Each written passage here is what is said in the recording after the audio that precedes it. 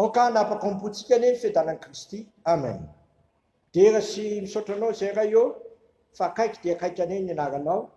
Pofon'izany ampitomboinao mandrakariva aminay ny famiraponao ka zany napaharitra ina anay mandrakity ny androany. Avy aminao zany aterena ny anaranao mitineny ianao tompo fa letra izahay mangitahita fantatra ny teninao ary ny teninao anie nova amin'ny fiainanay i Jesosy Kristy ilay tianay amin'ny fitiavana tsy mety levinao. Amen. Ny anjara mofinaina antsika amin'ity andro alakamisy 20 Aogositra 2024 ity dia ny petera voalohany toko fahefatra 12 ka hatramin'ny 7. Petera voalohany toko fahefatra 12 ka hatramin'ny 7. Ovakina amin'ny anaran'i Jesosy izany. Ry malala azagaga noho ny fizaham-toetra mahamay izay mahazo anareo fitsapahatoetra ary aza atao zavatra mahagaga manjo anareo zany fa araka ny mona anareo fijaliana amin'ny Kristy dia mifalia mba ravoravoanareo indrindra amin'ny fisehoany voninahitra.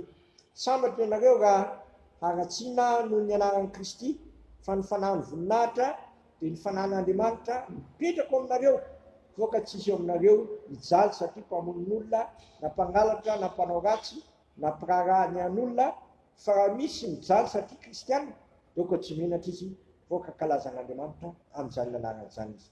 Fa tonga ny andro etomboan'ny fitsarana hatrao amin'ny ankonan'Andriamanitra ary mitomboka amintsika izany dia ahoana kosa ny fiarahana izay tsy manaiky ny filazantsara'Andriamanitra ary asaika tsy voavotsy ny marina aiza ny fisehoan'ny ratsy fanahy sy ny mpanotana koa izay mitondra fahoriana araka ny sitrapon'Andriamanitra dia oka ny fanaovan-tsoa no hanolorany ny fanahiny ho an'ilay matoky dia ny mpanao azy.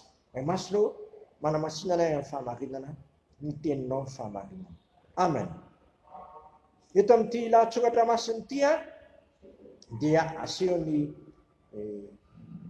ny apôstôly Petera fa hafa mihitsy ny fijaliana entin'ny olona zay manao ny sitrapon'Andriamanitra sy ny fijaliana vokatry ny ataon'ny olona noho ny faratsiny na mpamono olona izany na mpangalatra na mpanao ratsy na mpiraharahan'ny olona fa raha zany kosa noho ny amin'ny fanaovana sitrapon'Andriamanitra dia aoka tsy ekeka foana fa fahasambarana ny dikan'izany. Eto dia mifalindrina ozy izy araka ny mbolanareo fijaliana amin'ny Kristy dia mifalia hitantsika izany amin'ny 1:11 mba ravoravoana indrindra amin'ny fisehoany voninahiny izay naharitra niaraka tamin'i Kristy tsy nivadika taminy tao anatin'ny fijaliana sy fahoriana dia lazainy soratra masina fa rehefa seho Kristy amin'ny voninahiny dia niara seho aminy amin'ny voninahiny sy hiara manam-boninahitra amin'ny Kristy. Ambara mahatonga izay fehim-potoana izay dia aokitsika hifehy fahatokiana amin'ny Kristy sy hifehy fahatokiana an'Andriamanitra raintsika izay tsy miova ho maritra an'io ary mandrakizay. Fa ny toe-javatra izay atrehanao miovaova, ny zavatra atrehanao mety manahirana sarotra fa ny fitiavan'Andriamanitra sy anao kosa tsy miova sy anio sy mandrakizay satria ny fitiavan'Andriamanitra dia tsy manam-pahatam-perany amin'ny toetra mandrakariva. Koa aza miekeka foana tsika ratoto fahoriana sy fijaliana no ny fanaovana ny sitrapon'Andriamanitra fa oka ny fanahiny voninahitra no ao amintsika. Inona moa izany fanahiny voninahitra zany?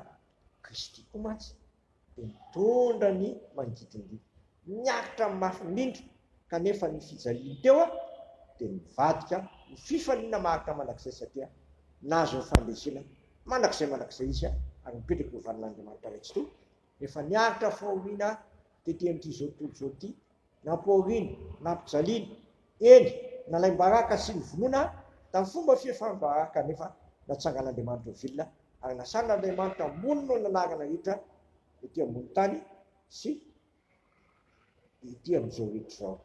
Eto dia aoka ianao hitoetra tsara amin'ny Kristy, hiorina tsara amin'ny Kristy ary hifikotra tsara amin'ny Kristy satria Kristy no ahafahanao mivoaka mpandresy satria raha vola miala aminy ianao dia ilay ratsy no manapakandresana anao fa Kristy kosa dia efa niteny vitivity any zao foriana zao izy ny apôstôly Paoly dia tokony tsoarina amin'ny voninahitra lehibe izay mena antsika anaparana.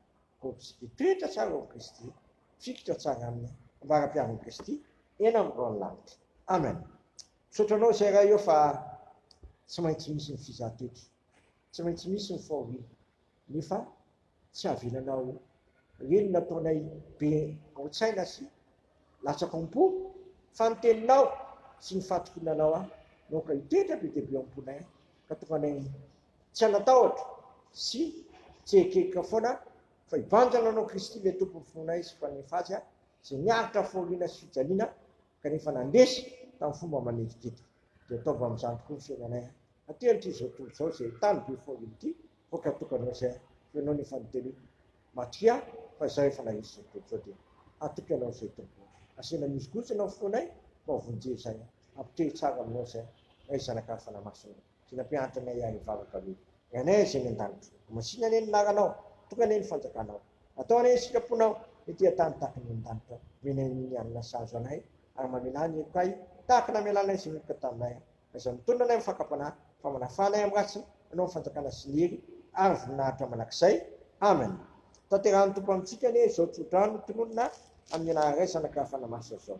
Ary Andriamanitra ny fahasoavana rehetra izay efa niantso anareo any amin'ny voninahiny manakizay amin'ny Kristy efa niaritra fahoriana vetivety anareo izy no tanteraka sy ampiorina ary ampitoetra anareo ho azy ane fanjakana manakizay. Amen.